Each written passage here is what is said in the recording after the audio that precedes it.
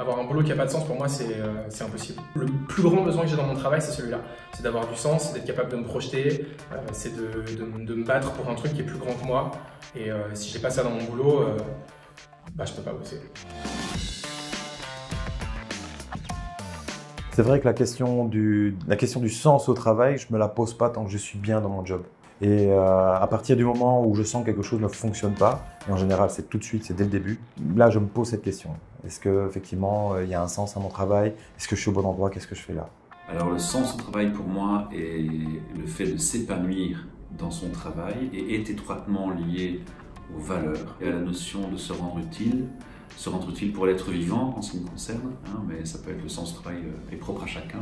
Mais un point qui est hyper important pour le sens au travail et qui fait que tout cet ensemble ne peut pas tenir, c'est de pouvoir se permettre d'être authentique et d'être accepté comme tel. Si on est dans un environnement de travail où on peut se permettre d'être authentique sans être jugé, sans être rejeté, pour moi, là, son sens au travail va rester d'actualité. Aujourd'hui, et particulièrement les millennials et les générations qui viendront après, on a vraiment besoin de sens dans le boulot, tout simplement parce que on a besoin de sens aussi dans nos vies privées. C'est-à-dire que le boulot aujourd'hui, je pense que c'est une extension de ça. On est énormément sollicité, et donc je pense que s'il n'y a pas de sens, en fait, on est très très vite tenté de faire autre chose. C'est-à-dire que s'il n'y a pas de sens dans ton boulot, tu es très vite tenté de prendre ton téléphone et d'aller dans un endroit où il y a plus de sens pour toi. Ça peut être YouTube, ça peut être Instagram, ça peut être lire des articles, ça peut être même aller te balader. Aujourd'hui, tu es en Europe, tu es à l'espace Schengen, tu peux te balader partout juste avec ta carte d'identité, tu prends un billet d'avion, 2 heures après, tu es 2000 km plus loin.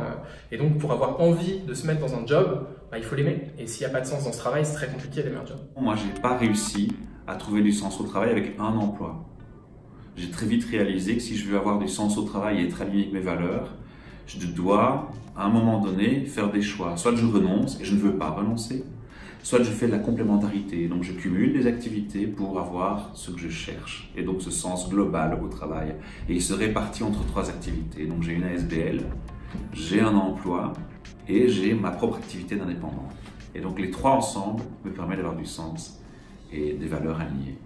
En fait, je ne cherche pas spécialement à mettre un sens dans mon travail, ça se met en place tout seul. Le simple fait que je suis dans la bonne mission, au bon endroit, avec les bonnes personnes, que je m'entends bien, que je passe du bon temps et que je vois que je sers à quelque chose, que j'apporte quelque chose, c'est ça tout simplement qui donne du sens à mon travail. Oui, j'ai eu effectivement une mission il y a une bonne dizaine d'années où je suis resté juste 6 mois. Et au premier jour, le soir en rentrant, j'ai dit à ma femme, je reste pas.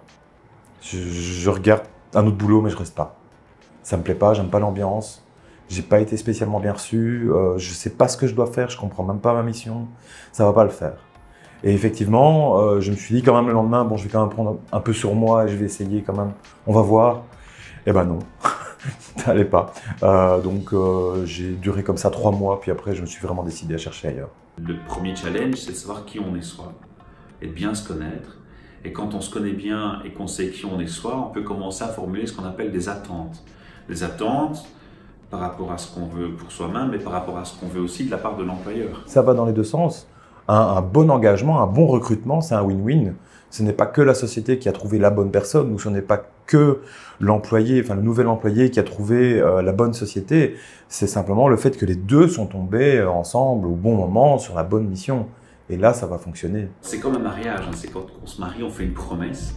Eh bien, l'employeur, c'est un peu le futur époux, la future épouse. Et comme dans un mariage, il faut communiquer. Et donc, le plus grand conseil que je puisse donner, c'est qu'à une interview d'embauche, ne mentez pas. Soyez authentique, soyez sincère. Parce que c'est pas décrocher le job à tout prix qu'il faut faire. On vient au naturel, ce qui ne veut pas dire qu'il faut venir en espadrille, en Bermuda, mais voilà, correctement habillé. Mais on est le plus naturel possible. Parce que de toute façon, si vous avez le job, vous devrez être comme vous avez été face au recruteur. Donc vous ne pouvez pas être pas vous-même. Vous devez être vous-même, le plus naturel possible. Et vous aurez peut-être le job. Mais si vous ne l'avez pas, il n'y a pas de regret.